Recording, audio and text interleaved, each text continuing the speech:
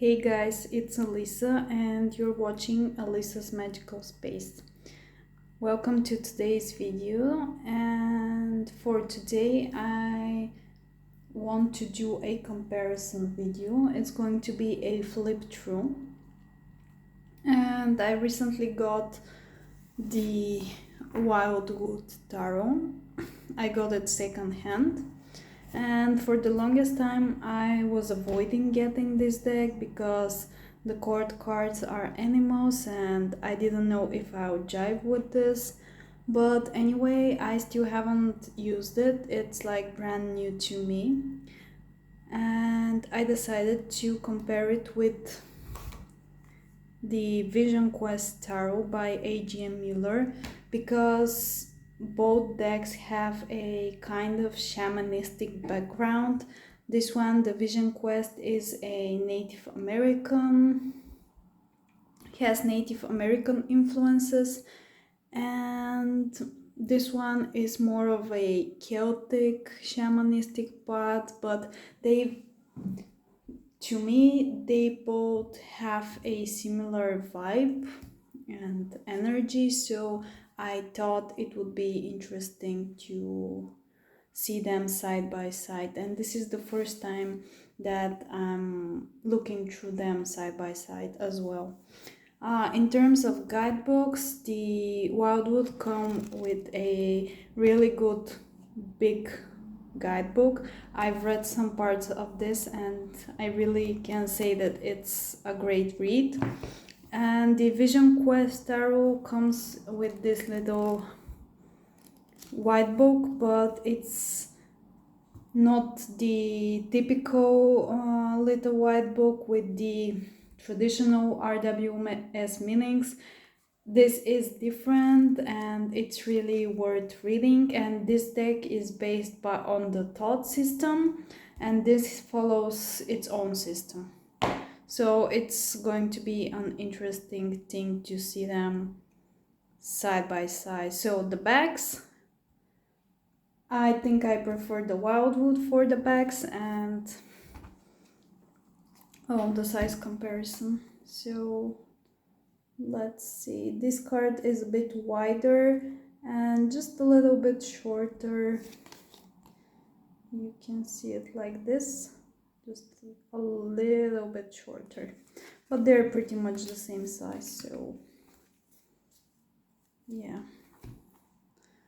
So the fronts, and in both decks there are cards that have been renamed, but yeah. So let's begin. For the Fool, we have the Clown and the Wanderer.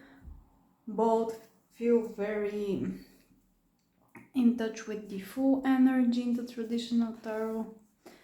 For the Magician, here we have the Medicine Man and the Shaman.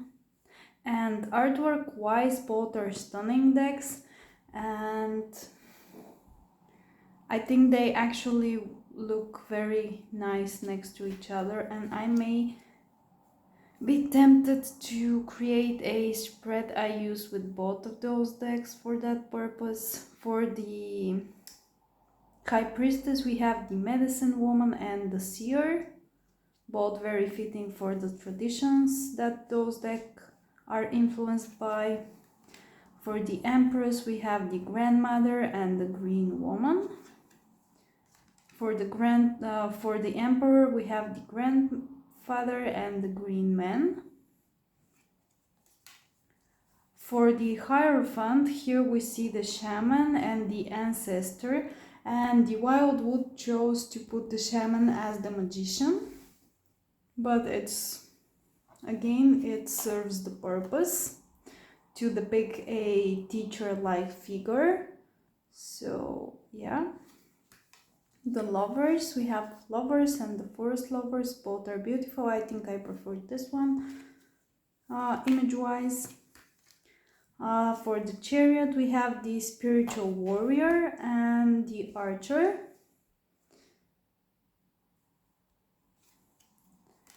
And And in both decks we have Justice at 8 and Strength in 11. So for Justice, here we have Balance, and here we have the stack, and the stack represents that karmic justice, in a sense, that no one escapes from, the justice of nature.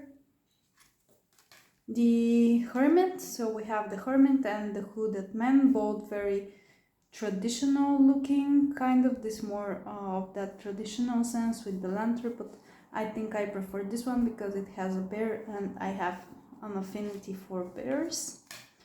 The Wheel of Fortune, here we have the wheel and this shirt that depicts the wheel of the year, and here we have the small medicine wheel. Now I've had this deck, the Vision Quest, for longest, and I just got this, but I'm from Europe, so I feel more connected with those archetypes or those depictions of the archetypes, but that's just natural. So we have Strength, and it's in 11. So here we have Life Force and the Woodward.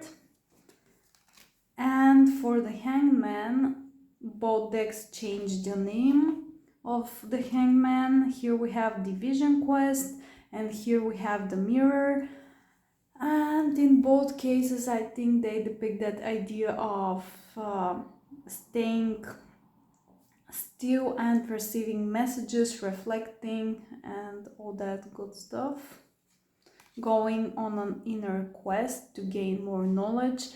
And as Odin was hanged upside down from a tree to receive the runes, I think that those two cards kind of match that energy nicely.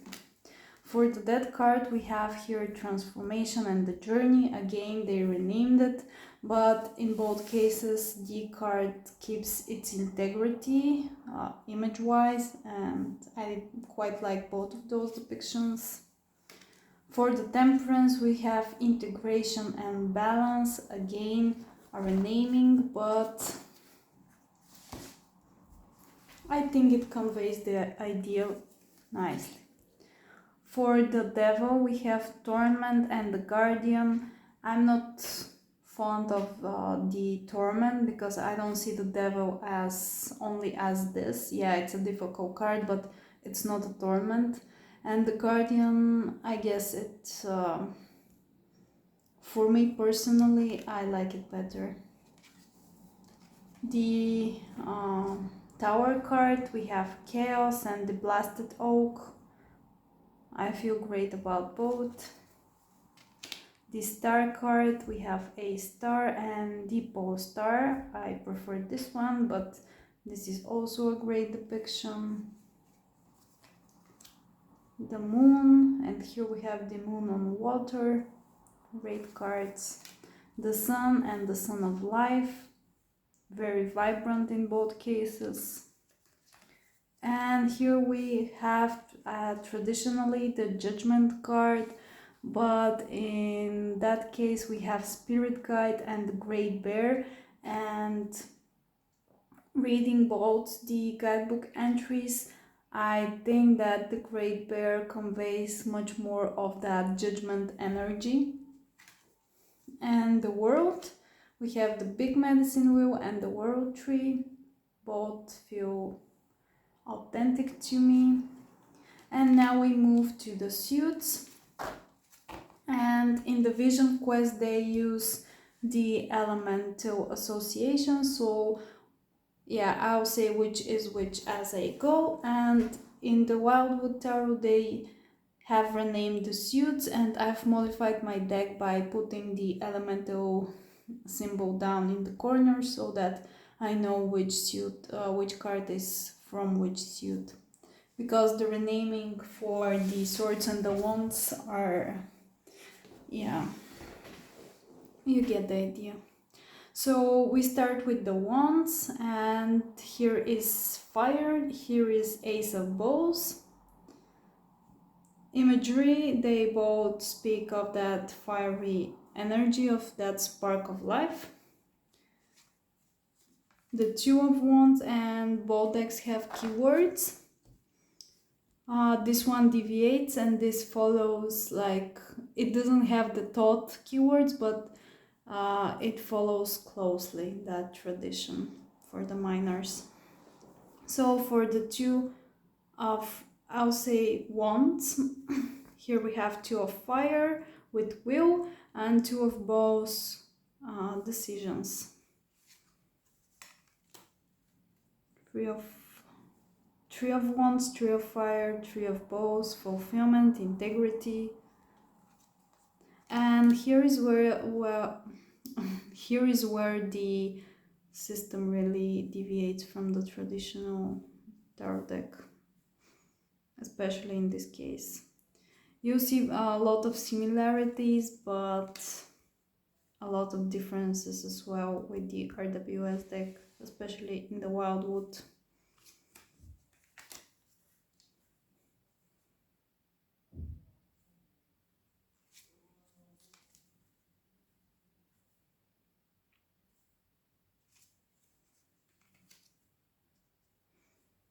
I think I prefer this for a tarot card, but this image is also great. And the artwork in both decks is stunning. For the 9 of fire or wands, here we have respect and inner strength, and this guy is a bit creepy, but I like the energy coming from him. Nobody's going to mess up with this guy. Oppression and responsibility. Here we see clearly the thought influence, and here we see a depiction similar to the 10 of wands from the RWS deck. And we move to the court cards, and in the Wildwood, as I mentioned, they are animals. They're very well described in the guidebook, so yeah. And here we have daughter, son, mother, and father.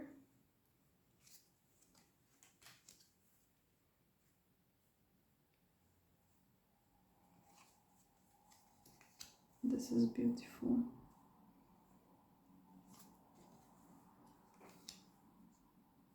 And I think that they've chosen a great animal matches for the court cards, energy-wise. From what I have read, I don't know how this deck reads in practice. So now we move to the cup suit, the suit of water with the ace of water and the ace of vessels and the waters of life. Pretty similar imagery.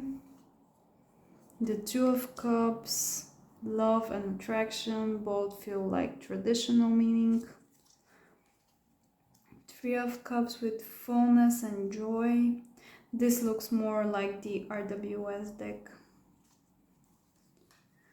The four of water with abundance, and here we have boredom. This, yeah. And the five of cups, we have loss and ecstasy. This card really differs from the traditional depiction, but it really fits well with how I view numbers and numerology in tarot, because the fours are a very stable number and the fives break that stability. So either it feels like disappointment, loss, or either it can be a good breakthrough like ecstasy. It shakes things up. So six of waters, we have pleasure and reunion. Seven of waters, we have excess and mourning. I really love that depiction here. Eight of vessels with rebirth and stagnation.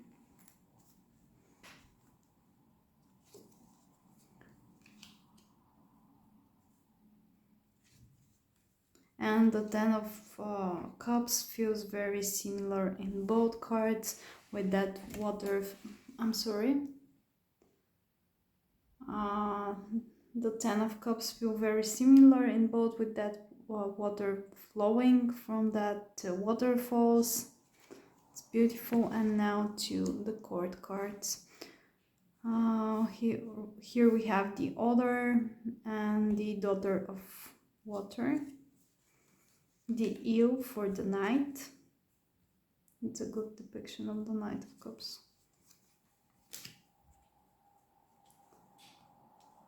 Here we have salmon and Mother of Water.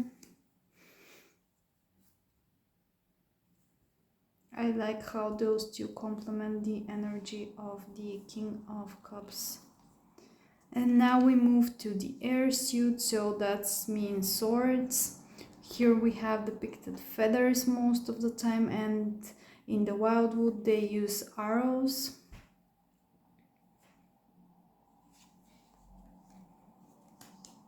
The Two of Air as inner peace and as injustice.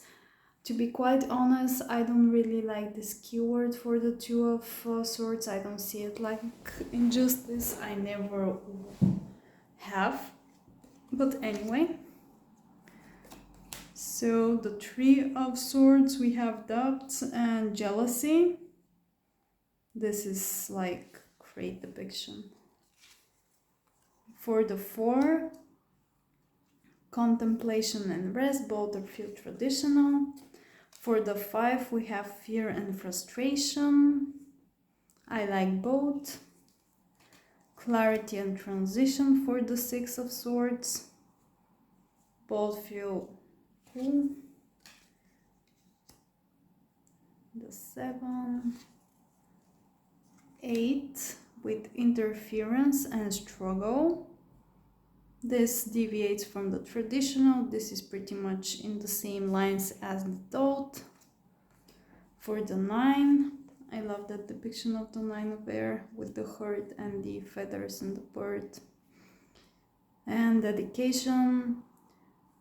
In the 9 and the 10 of arrows, the Wildwood really deviates from the traditional meanings. So you can see here for the 10 of air we have negative thinking, and for the 10 of arrows we have instructions, and in the traditional decks, both in the thought and in the RWS, the 10 of air is depicted as a very negative card. And the court cards.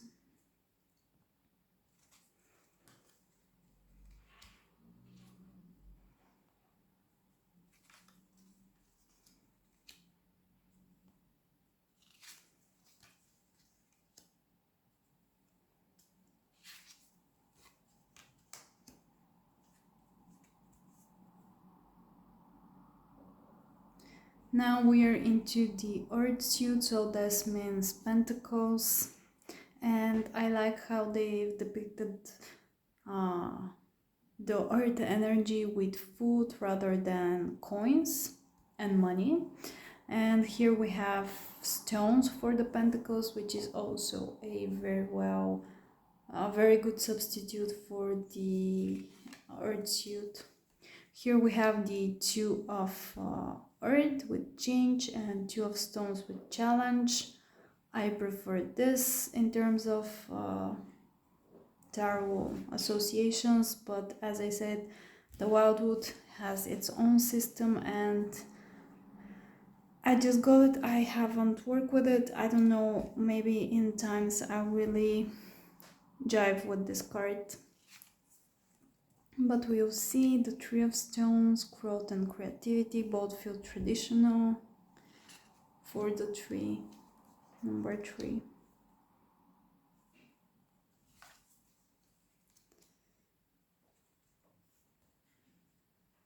So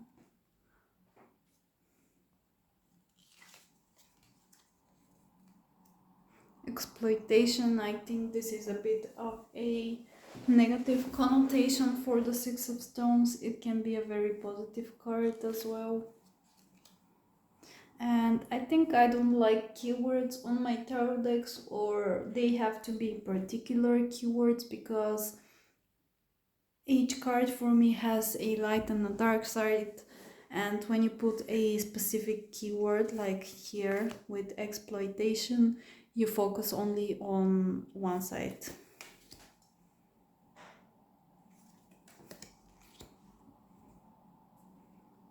This feels more traditional. So, accumulation and tradition.